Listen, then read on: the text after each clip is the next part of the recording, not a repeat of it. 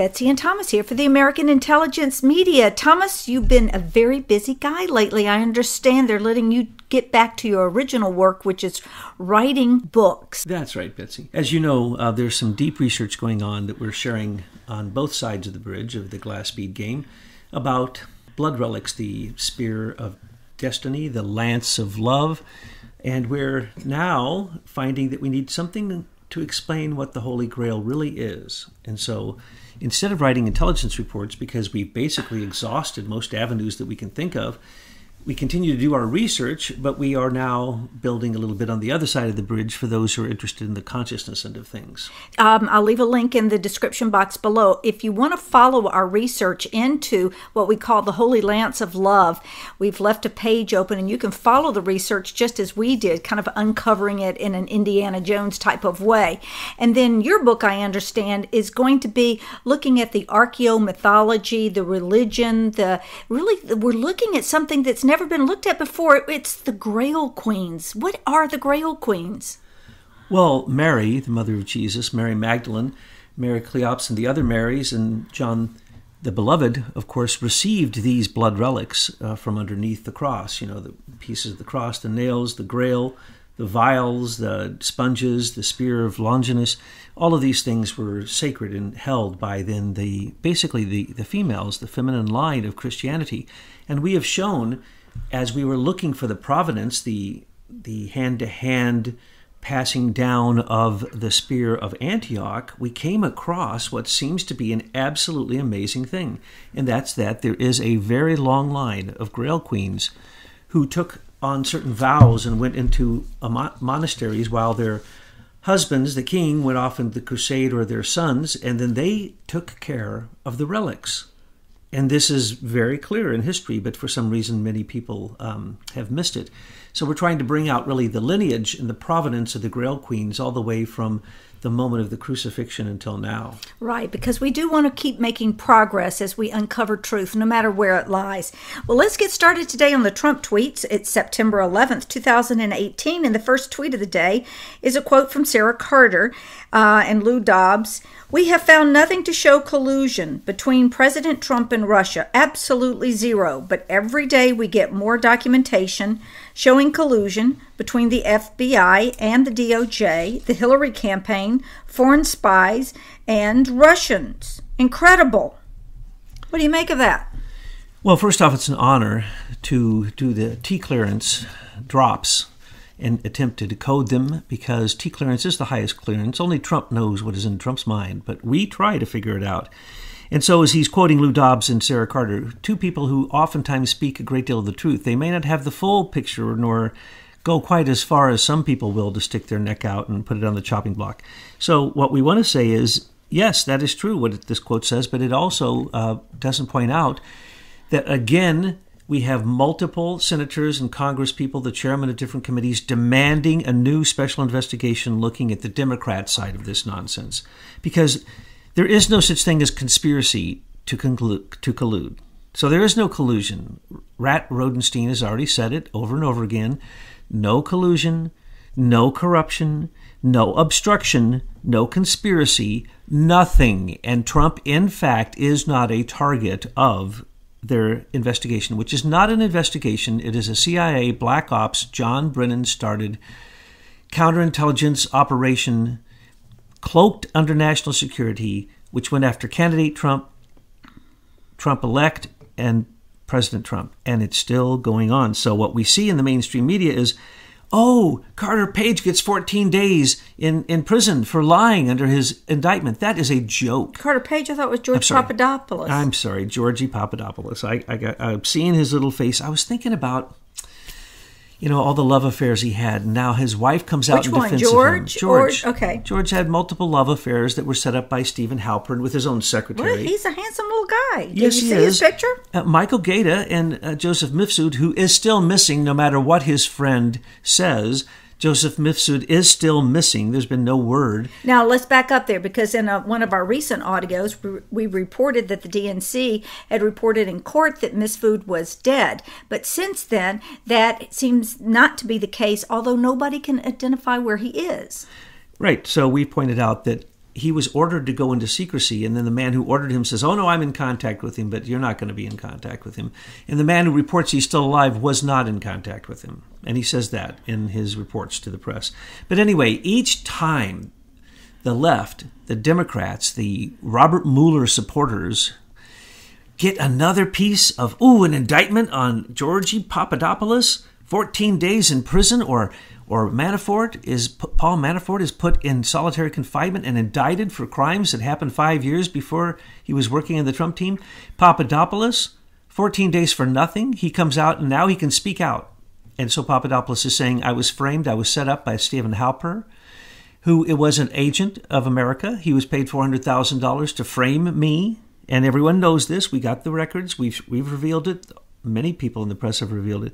So what we have here is the mainstream media going just absolutely bonkers every time they think that Robert Mueller has a victory, which then in their small minds, and I mean very small, they may not even have minds, but if they had two neurons that were connected, then perhaps they could remember that the people investigating it said there was, that would be Rod Rosenstein and Mueller, said there was no collusion, obstruction. There's nothing.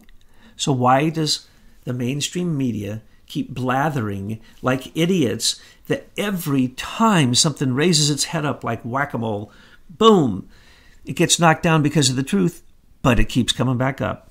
Well, that's because they have to keep their brainwashing going so that at the midterms, maybe there's a hope and a prayer for a blue wave. And that's what they're doing right now.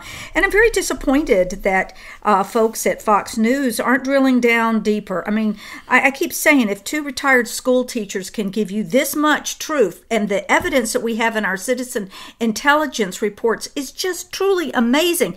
If we can do that, why can't these paid media folks, and of course we know the answer to that, do something more than a little, swimming at the shallow end of truth?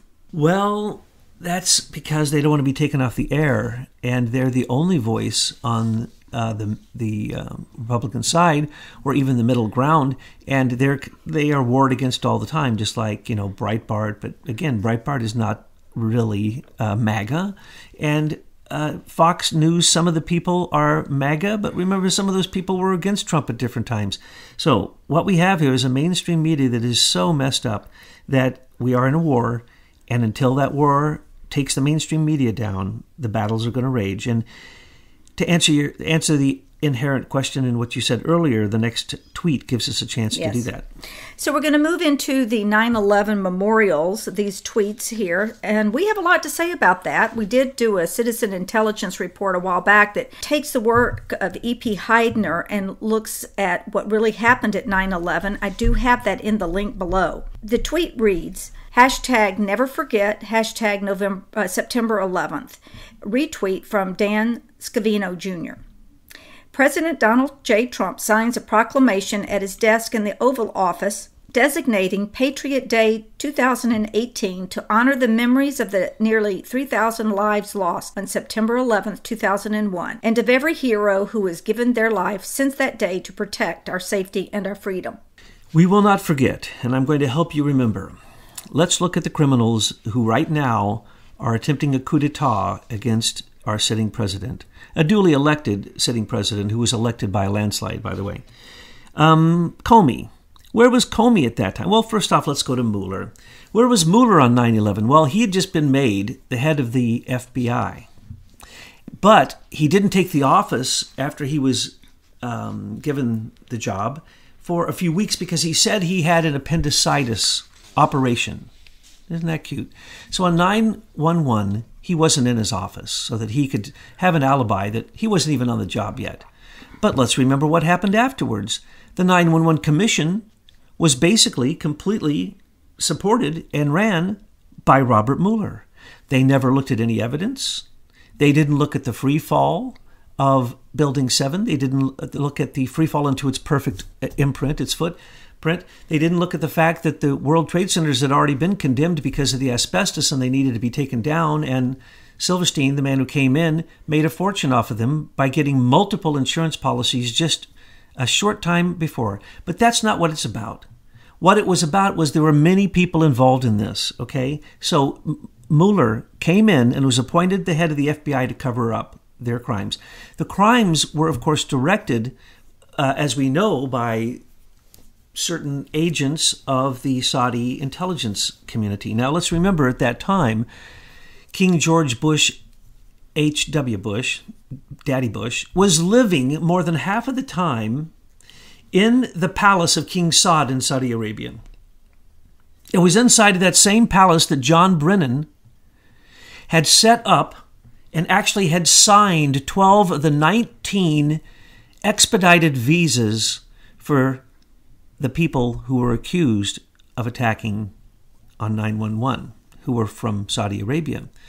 Now, we've heard about the 28 missing pages where Cheney basically wouldn't let George Baby Bush say a word without him being there. He literally told him he could not testify without him, interrupted him throughout most of it, and barely let him speak. Why? Because he was Baby Bush, from the time he was elected until 9/11, had more days off on vacation down there on his ranch, cleaning up the brush on his tractor, than all other presidents in history in their entire 8 years. Well, they needed him out of the way so this elite financial cabal could set up this whole 9/11 false flag. And Cheney was one of the ringleaders. And Cheney, of course, ran the operation that day, which, of course, an unprecedented amount of Air Force exercises, war games, where they supposedly sent every plane that had any munitions on it to Alaska. That is what Cheney told the 9/11 Commission in the report. It states this. And the 28 pages that were missing when they came out, then it became legal to sue Saudi Arabia for the deaths of the people who lost their relatives on 9/11. But what was really going on, $280 billion in Durham Brady bonds had been faked and created out of nothing. And the Bush and the Vulcans had used them to basically give to oligarchs in Russia to economically crash Russia's economy. This was done when he was the vice president under Reagan. The first time it was done when he was president himself by the same group of people we call the Vulcans. Now, I can go into all of that, but the point is, those were economic concerns. There were 15 investigations going on that in the FBI and CIA, well, FBI particularly in the Department of Justice, that had been moved to new offices in the tower that was first struck. As a matter of fact, those offices blew up, and there were firemen on the scene trying to put out flames, and the 2 floors of the FBI's office blew up, and no one wants to talk about this. So there were firemen in the building in the first tower that was struck by the plane at that exact moment trying to put out a fire because they had blown up the records. Those records concerned gold, what we call, well, it's called the Yamashita gold, or it's called the Hammer Project, where the Bush family, CIA, rogue family, Daddy Bush. Let's remember, Daddy Bush was the head of the CIA before he became the president. And he was part of killing John F. Kennedy. And he was very much part of hiding the truth during the Warren Commission, just as much as he was hiding the truth during the 9/11 Commission. But Mueller was there.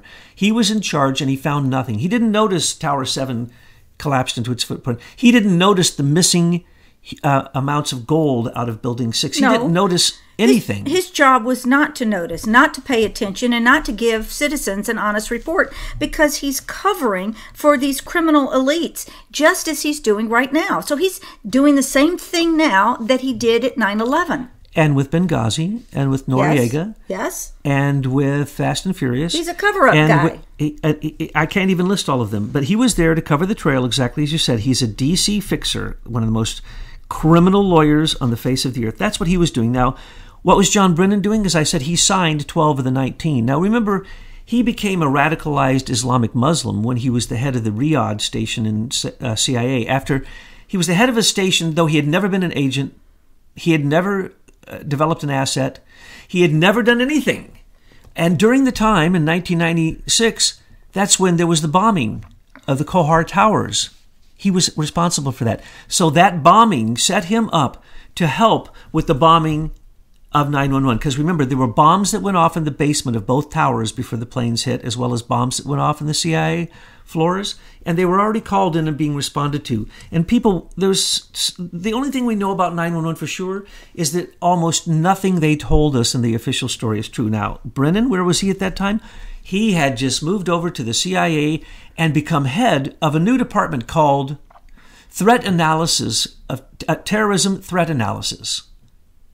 In other words, they set him up to be the guy in charge of everything from the moment of 911, because after that moment, all the 15 investigations that implicated the Bushes and many others in their criminal activities all were set aside, and the only focus was terrorism. And John Brennan and the CIA was in control of that, because the attack on our domestic shores, on our domestic land, was supposed to be investigated by the FBI. As we just said, no investigation was done. But in the background, we have the young Brett Kavanaugh working for Bush, preparing the Patriot Act. And remember, that's right, preparing it ahead of time, because it couldn't have been written in the moment that it was created. It was already written ahead of time, and so Kavanaugh was part of that. We'll go to where Comey was in a minute, but let's back up for a second, because when Bush was in the King Saud's palace, about 65% or more of the time after he left the White House and joined the Carlyle Group, which basically was the greatest militaristic group of companies ever in history, and he went from being a millionaire to a billionaire in 1 year. He also opened Barrick Gold, a fake gold company, but he was also in the palace of King Saud at that time receiving the presidential intelligence reports, which is illegal, but he was the first person in history ever to do that. First president in history. So he had to build a SCIF, a secure compartmental information facility, inside of the palace of the very people who attacked us on 9/11, and no one wants to say anything about this. So he received the intelligence reports. Now his son was out clearing brush in Texas on his tractor and falling off of it at that time, but Daddy Bush was reading the intelligence reports because it clearly told him whether or not what they were doing was being found out and propagated throughout the intelligence community, which it was. There were reports that said Islamic terrorists planned to attack the World Trade Center with planes. That was given to George Baby Bush over and over again, but since he wasn't in his office, he didn't know. Yeah, but he didn't that's care. Not really what happened. So were these kind of bogus reports to keep people off guard what was really going on there? No, they were making fun of us. There were pictures of planes flying into the World Trade Center that were printed weeks before it happened. There was a truck that had a picture of a plane flying into the World Trade Center that was driven by Israelis that were picked up that had a bomb in it. They were trying to get it across the George Washington Bridge, and they couldn't get it into the city, and it was confiscated, and no one wants to talk about that. But let me talk about one thing that other people will never talk about. Who would be the person that would be necessary to cover all of these things? That would be the U.S. Attorney in charge of the Southern District of New York, right? That's where it happened. Who was the U.S. Attorney for the Southern District of New York at that time? James Comey. So we have James Comey, John Brennan, and Robert Mueller covering. And they are now the same criminals doing these activities because they are the fixers. They are the biggest lawyer criminals who fly under the false flag of law enforcement. And it is all being revealed. And today, as we remember the criminal activities of our own domestic enemies in our own domestic borders against ourselves, who also used, of course, the Israelis, and they used the Saudi Arabians, and they used the Pakistani intelligence, and they used the Five Eyes, particularly Canada and Britain. And I could go into all of that, but nobody can tell you the full story. I can tell you that. I can tell you that there's one book that tells you the economic story, and that's where we did a condensation of that book, E.P. Heidner's book on 911, 385 pages of dense material that is all evidence and proof of everything I just said. And I'm not going to get into the weeds because then it gets very speculative. Get out. But if folks are interested, just check that link below. And I know people will chime in and go, well, it wasn't planes that hit the building and it was this and it was that. Well, folks, we know all of this. It's in our report, but an audio of this length can't go into all this depth. Now, there's been research done, and if you follow the Truther group, unfortunately, they keep being derailed by their own members. But there was a group that on their own got together with the engineers, almost every engineer in America, that blows these buildings up and have them do free fall into their own footprint, controlled demolition. They all say Tower 7 was a controlled demolition. From that evidence alone, and they give amazing amounts of evidence, the case has to be opened, and so they have already put in basically a lawsuit to reopen the investigation of 911 that the FBI did not do under Robert Mueller. Because if we think for 1 minute that buildings can just free fall and collapse, and our architects and engineers need to get to the bottom of this so that you're not in a building that just free falls one day. From fires, office fires, though really there was no reason to have any office fires in Tower 7. And let's remember, we have the tapes.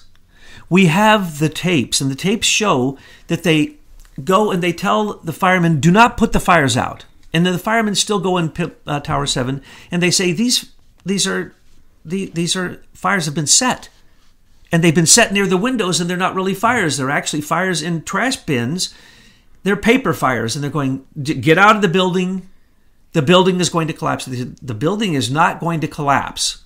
And the firemen get in an argument. Finally, they clear the building, and after having 2 sets of specialized people in non-uniforms go into the building to clear the building, you see them exiting the building, and the chief person standing there talking to them says, is the building clear? Yes. Is the building clear? You're certain? Every person has gone from the building. Yes. Okay, pull it. Boom. Boom, boom, the building falls. Now, Thomas, pull it means exactly what they say when they have a controlled demolition. So let's, we got Comey, Mueller, Brennan, Cheney, Bush, and the list goes on. But let's go back to Lindsey Graham asking Brett Kavanaugh about when military tribunals can be used. Would any of these people that we've named be subject to this kind of military court system? Each and every one of them, because it was not only an attack on those people, it was a national security event, the largest one in our history on domestic grounds, and it was planned. It was a conspiracy.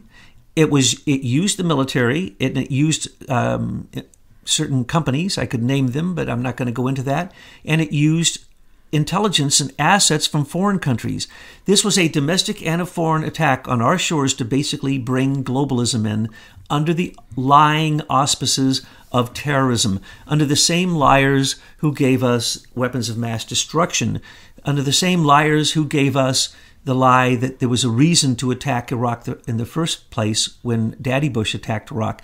That was all a setup. So what we have here is one false flag after the next.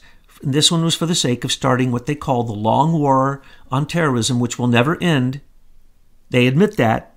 We are in a state of war at all times now, and we can never get out of it because of 911 saying that Saddam Hussein was part of Al-Qaeda. There was no Al-Qaeda whatsoever in Iraq at that time. They were actually enemies.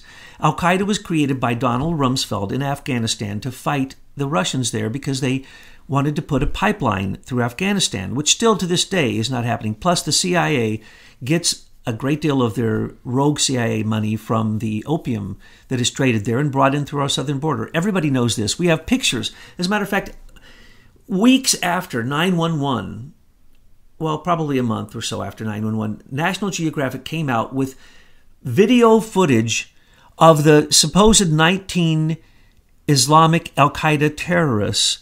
Some of them were basically training in Afghanistan, and in some of those films they show those individuals sitting down with Osama bin Laden himself. So they have supposedly video that tracks these people all the way from the time they were trained as Al-Qaeda, which means that Al-Qaeda is a name given by the CIA. It's called the List. Those are the list of their terrorists. Those were the ones that they thought they could trust in the fight against Russia. And they're the ones we armed them. Rumsfeld armed them.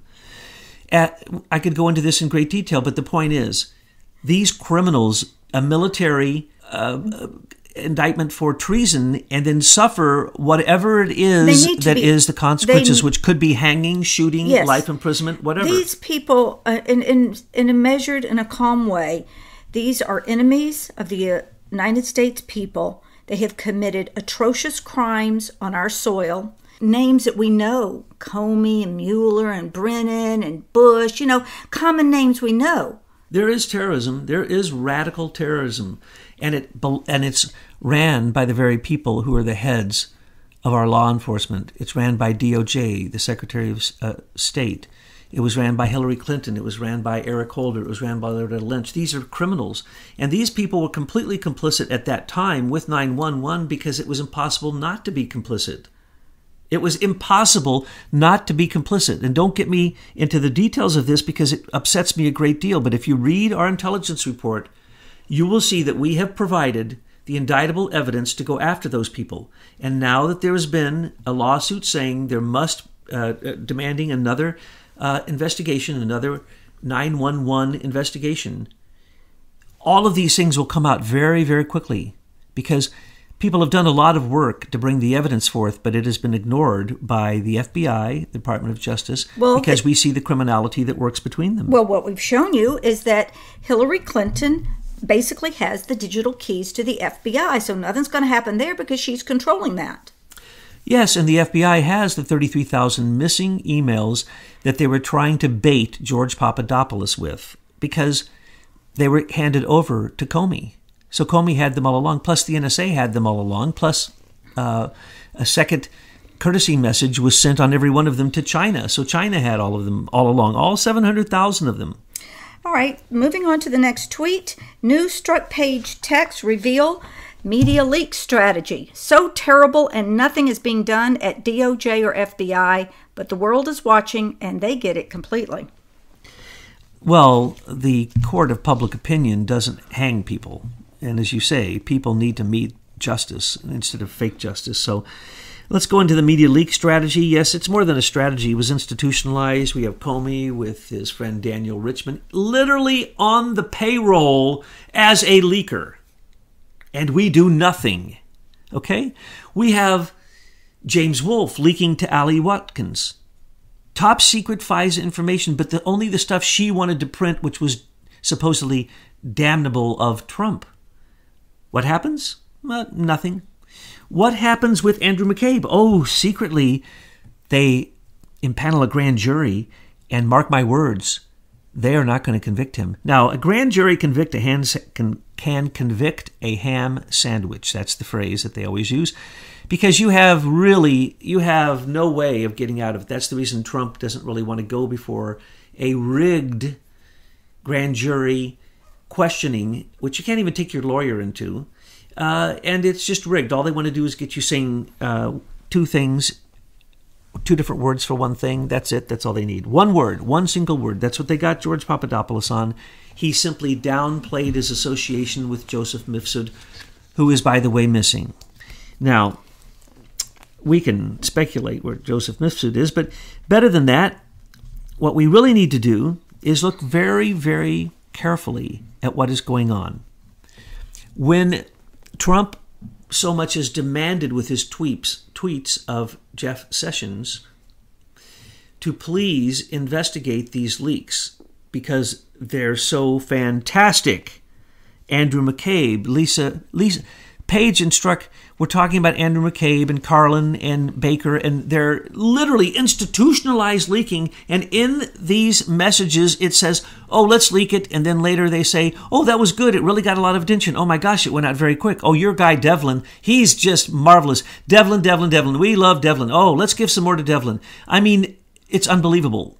It is so clear, the leaks. Every one of those leaks is a national security violation, which carries incredible consequences, especially since Strzok was a CIA counterintelligence operative working for the FBI and counterintelligence, manipulating the Department of Justice National Security Division and the Secretary of State. Strzok was manipulating everything. Wherever he went, he was in charge. He could do whatever he wanted. He didn't even, as I told you, he didn't need FISA warrants. He wrote national security letters.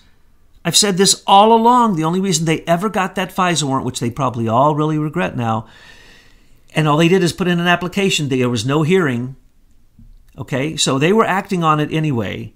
But when it comes down to it, the leaks are institutionalized, and Michael Horowitz was given the charge by Jeff Sessions to look into leaks. That would be at that moment as he was revealing supposedly what he found, which were no indictments concerning politicalization of the DOJ and FBI. He found nothing, no indictments. Then he was appointed Huber, good old SES Huber, to come along so that he can help for indictments. Well, Huber's been taking a nap the whole time because he's done absolutely nothing. There have been no indictments. And Andrew McCabe is not being indicted for leaks. He's being indicted for lying over and over and over and over again. Leaks? Nope. Oh, no.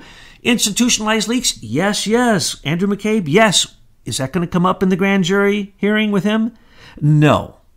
What's going to not come up also is the fact that Michael Horowitz is doing nothing more than slow walking this over a cliff. If he can't find leakers and indict them, then he is nothing more than a fake. He is nothing more than another person who belongs in that little group with Mueller, Comey, John Brennan, Andrew McCabe, Christopher Wray, and the rest of those criminals. I think we counted 36 of them. If those 36 go down for their conspiracy for this coup d'etat, Washington will be cleaned up for decades to come. And there are still people out there. They have their own derangement syndrome about Jeff Sessions. They continue to say that Jeff Sessions and Mueller and Trump are playing some 64-dimensional chess, and he's going to come out as a white hat as well as Horowitz and Huber.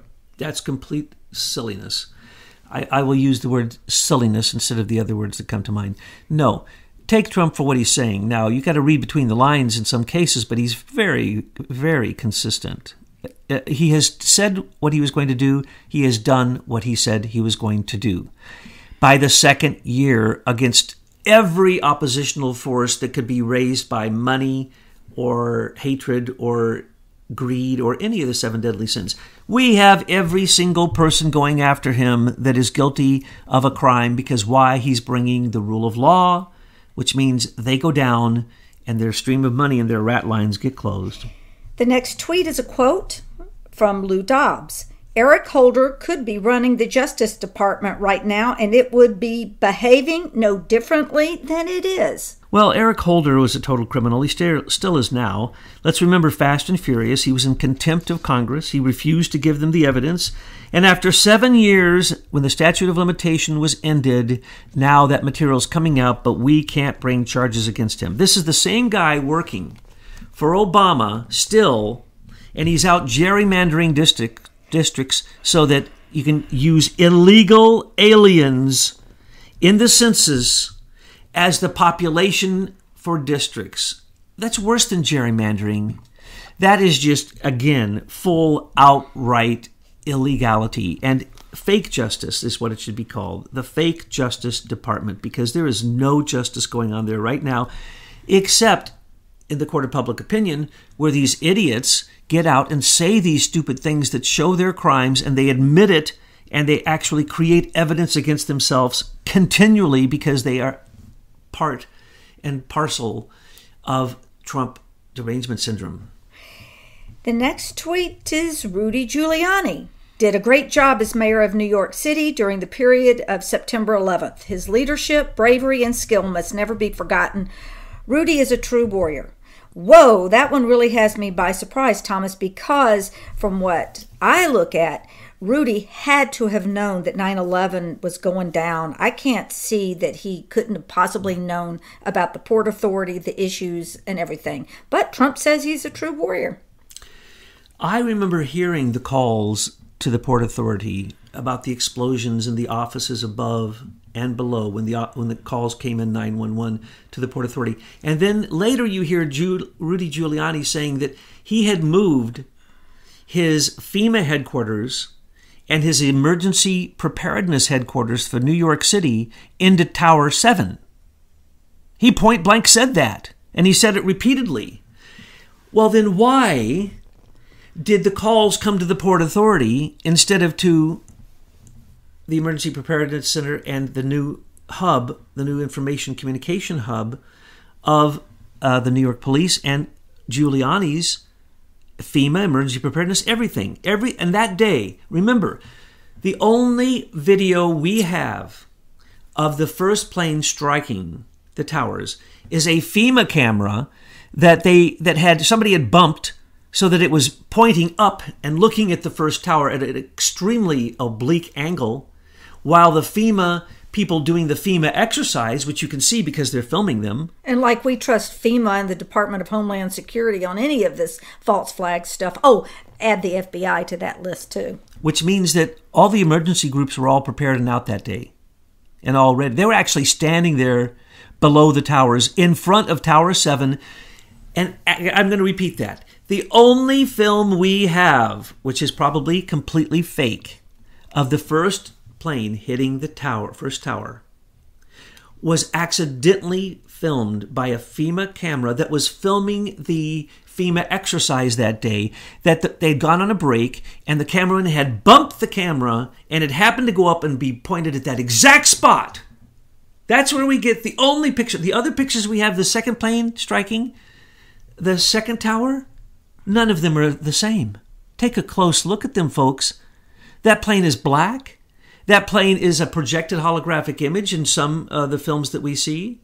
That plane is certainly not a passenger plane. That plane would have had its wings fall off had it had such shear force flying into that tower. But let's get back to Rudy Giuliani. Oh, Giuliani knew that it was happening that day because he cleared Tower 7 and he used the Port Authority as his headquarters. Okay? So right there, we catch him in the hugest lie we can.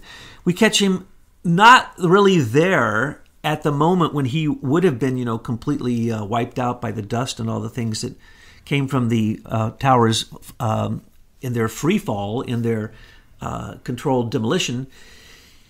So he has great pictures of himself being a hero, doesn't he?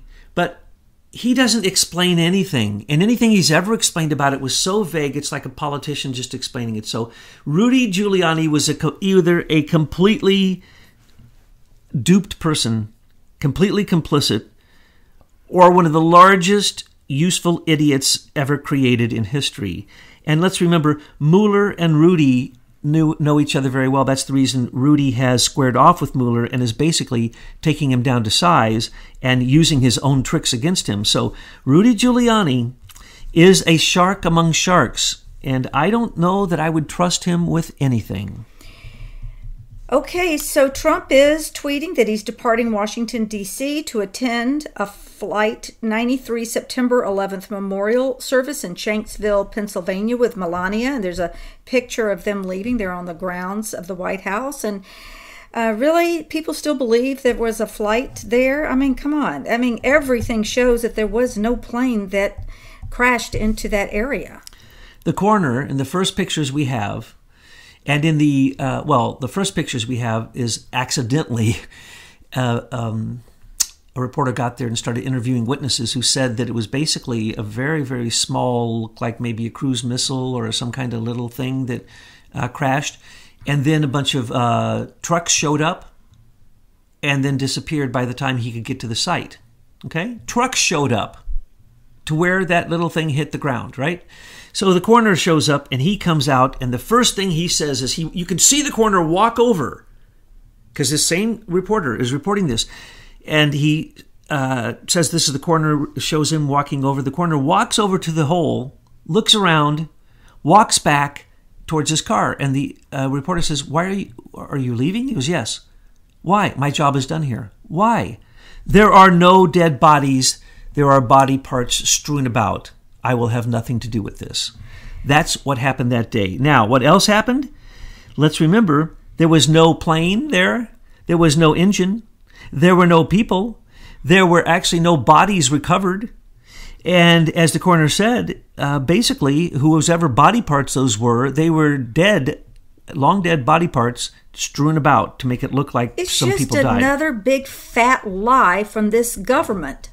And early on, see, the Truth Movement took, they tried to coordinate all of the videos and everything everybody had, and then they disappear.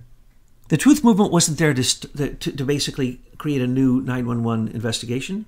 It was there to hide the trail. Yeah, grab your materials that you were bringing forward and put them away so nobody could see them. There was, from the beginning, a video that was released by someone who worked in an airport that showed the plane that supposedly crashed in Shanksville, Pennsylvania, with the number on the plane pulled up to a warehouse, basically at an airport. They all deboarded and went inside the warehouse. Then we have the fake telephone calls from that plane, which couldn't have happened because of its altitude. I mean, really, wasn't that the first thing you thought of when you heard all these phone calls on a plane? I'm going, how did they do that? My cell phone doesn't work when I'm on a plane. This was just madness. This is a false flag. And remember, people, that people can die during false flag operations. False flag doesn't mean that people don't die. This was the biggest false flag ever perpetrated on U.S. soil. And if you're still buying the government narrative, you need to take a big glass of water with some red pills and get real. That was a false flag. The Flight 93 was a false flag. And then the Pentagon. That wasn't a plane that flew in the Pentagon. I mean, my goodness, a regular average American can see that's not a plane. Oh, that is just pathetic. But also with the telephone calls. Yeah. Anyone, go back and listen to any of them. They're all fake. This is what happened. They deboarded those passengers. They brought them in. They had each one of them read a page. Words were on the page that they took, and with a computer constructed those conversations. Listen to the conversations. There's no personal nothing. They identified themselves to their own husband's recording device. They are calm. They're all fake, okay? And then the Pentagon, the Pentagon was the worst of all. No plane can fly that low without cavitating and the wings falling off. Impossible. Not possible. Any pilot will tell you that. Look at the hole. It didn't even have a place where the wings were. Look where it hit. It hit right there in the Office of Naval Intelligence. Which was the number one group going after the $2.3 trillion missing dollars from the Pentagon, which is where they hid the Brady bonds, which is where they hid some of this, the gold, CIA rogue gold that they were It was a strategic strike to wipe out all of that information. They had this is amazing, they had just reinforced that section and only that section of the Pentagon. And they had just called the people back in there, the people from the Naval Intelligence Service, and almost every one of them was there. The person that I read the best report from had just gone out to get them all coffee. And they were all there in their new offices, all reinforced when it happened. And those were the people who had the very evidence that was being used by the FBI that had its two offices in the first tower that was hit. So this was directly connected. Now, you see no engine at the Pentagon. The hole isn't big enough for a plane. You see no body parts. The light posts and the wires and everything, no plane. Well, what about the people that were killed inside the Pentagon? They were the ones who had the evidence. I know, but you would have seen the body parts of the people inside that they the had. building. I was just clarifying. Sorry, I mean no bodies from the plane, from a supposed plane. And now we get to see some missing frames of a security camera that someone never turned in.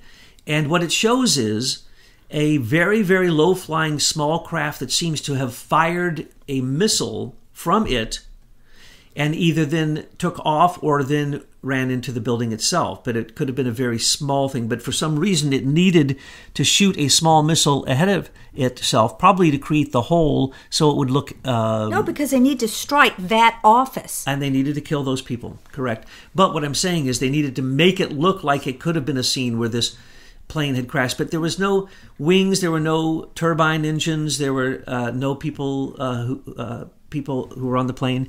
And basically, anyone can look at that and see that's nonsense. But another one I want to point out is that even after the first plane hit the towers, the head chief of, I forget which ladder group it was, but their chief was actually leading the group up the steps. They finally made it to the floor where the plane hit. He goes into the floor, And he's reporting on his radio at that moment, and he states, "There is no problem. I have water below. We will be able to put this out immediately. There are no survivors. There are no body parts.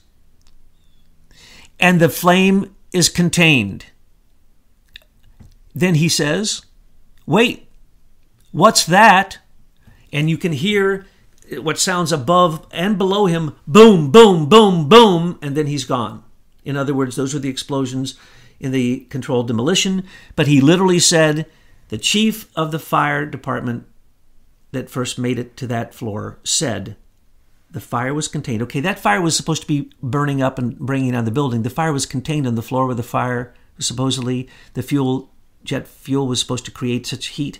Let's remember that building was coming down because asbestos was wrapped around all of the outer steel struts that supported it. And in the inside was the largest amount of poured concrete in any building ever made. Both those buildings, I was there when they were built and I watched them carefully. I love those buildings and I'm so sorry for what happened that day. But I can tell you one thing. Those buildings were built to withstand 3 727 striking them at one time without falling.